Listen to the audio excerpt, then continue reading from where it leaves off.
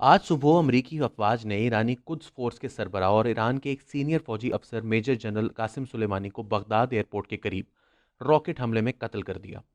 अमरीकी मीडिया ने इस सफाक कार्रवाई को एक बहुत बड़ी फतह बनाकर पेश किया है और अमरीकी अवाम को एक बार फिर अंधेरे में रखते हुए सुलेमानी को अमरीका का दुश्मन नंबर 1 करार दे दिया है। कासिम सुलेमानी की हलाकत से मशरक़ वुस्ता में एक तूफान बरपा होगा और ऐन मुमकिन है कि इस जंग का फैलाव सिर्फ ईरान तक महदूद ना रहे।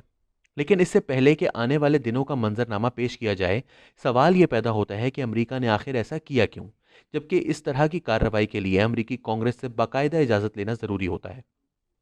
वाकया यह है कि अमेरिका के सदर डोनाल्ड ट्रंप इस वक्त एक मुआवजे की कार्रवाई भुगत रहे हैं और अनकरीब अमेरिकी कांग्रेस अक्सरियत से उनके खिलाफ मुआवजे की तहरीक पास कर देगी। ताहम सेनेट में सदर ट्रंप की पार्टी को अक्सरियत हासिल है, इसलिए उनके बच जाने की उम्मीद है। याद रहे कि 2020 अमेरिका में सदारती इलेक्शन का साल है और चंद ही महीनों में फैसला हो जाएगा कि सदर ट्रंप रिपब्लिकन पार्टी के उम्मीदवार होंगे या नहीं। सदर ट्रंप और उनके खानदान, बिलखसूस उनके दामाद के सऊदी शाही खानदान से नहायत करीबी मरासिम हैं, जो कि मुश्तरका माली मफादात पर मबनी है। सदर ट्रंप सऊदी दौलत का जिक्र कई मरतबा कर चुके हैं और सऊदी सरमायाकारी अमरीकी मईशत के लिए इंतहाई अहम है। सऊदी अरब के लिए इससे बेहतर मौका नहीं हो सकता कि वो ईरान को दिफाई और मुआशी एतबार से इतना कमज़ोर कर दे कि ईरान की उभरती हुई ताकत को एक ज़रबे कारी लग जाए। अमेरिका में इसराइली लॉबी सदर ओबामा के दौर में की गई ईरान न्यूक्लियर डील की सख्त मुखालिफ थी और इसी दबाव की वजह से सदर ट्रंप ने अपनी सदारती मुद्दत का आगाज़ होते ही इस डील को यकतरफा तौर पर मनसूख करके ईरान पर दोबारा से मुआशी और माली पाबंदियां आयद कर दी थीं। इन मुहर्रिकात की बिना पर कासिम सुलेमानी पर हमला अमरीकी पॉलिसी की एक कड़ी है, जिसकी रूह से सदर ट्रंप न सिर्फ दाखिली सियासी तलातुम को काबू में रखना चाहते हैं, बल्कि वो अमरीकी अवाम को ये भी दिखाना चाहते हैं कि वो एक कामयाब सदर हैं जो अमरीका के मफादात का तहफ़्फ़ुज़ कर रहे हैं। याद रहे कि सदर क्लिंटन के दूसरे दौर में इनके खिलाफ भी मवाख़ज़े की कार्रवाई हुई थी और इसी दौरान उन्होंने इराक पर हमला कर दिया था। ये बदकुमाश हुक्मरानों की बेहतरीन सियासी चाल होती है कि वो अवाम को कौमी सलामती के झांसे में डालकर अपनी कोताहियों और इल्लतों पर पर्दा डालना चाहते हैं। जनरल सुलेमानी का ईरानी हुकूमत में एक कलीदी किरदार था। इनकी कुछ फोर्स सिर्फ रहबर आला आयतुल्लाह अली खामनाई को जवाबदेह है और इन्हें मुल्क में एक हीरो तस्वुर किया जाता था। जनरल सुलेमानी सन 1998 से पासदाराने इनकलाब की कुछ फोर्स के सरबरा थे। वो इस हवाले से भी जाने जाते हैं कि उन्होंने शाम के सदर बशारुल असद की बागियों के खिलाफ कार्रवाइयों में मदद की और कई अहम शहरों और कस्बों को बागियों से छुड़ाने में किरदार अदा किया। इन इकदामात ने उन्हें मुल्क में एक मकबूल शख्सियत बना दिया था। गुज़िश्ता चंद सालों में जनरल सुलेमानी का ईरान के खारजा अमूर में किरदार मजीद उभर कर सामने आया था। वो फ़ोन लाइन की दूसरी तरफ पाए जाने वाले एक छुपी हुई शख्सियत नहीं रहे थे।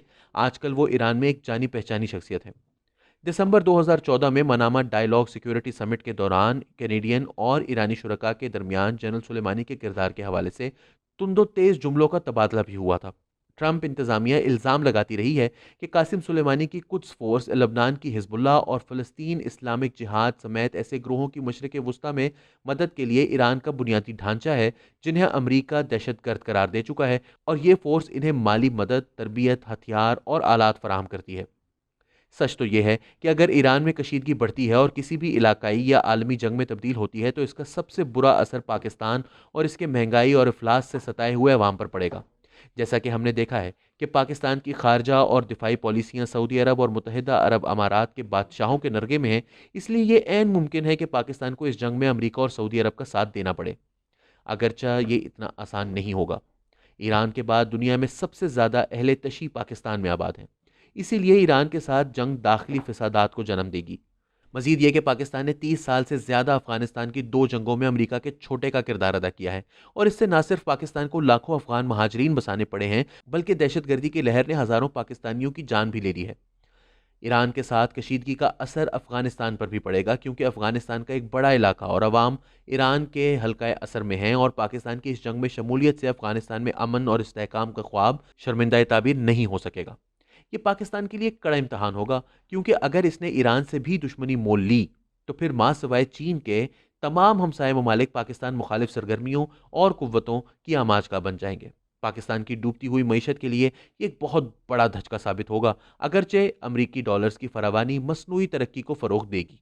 पाकिस्तान की पार्लियामेंट ने यमन जंग में गैर जानिबदार रहने का फैसला किया था।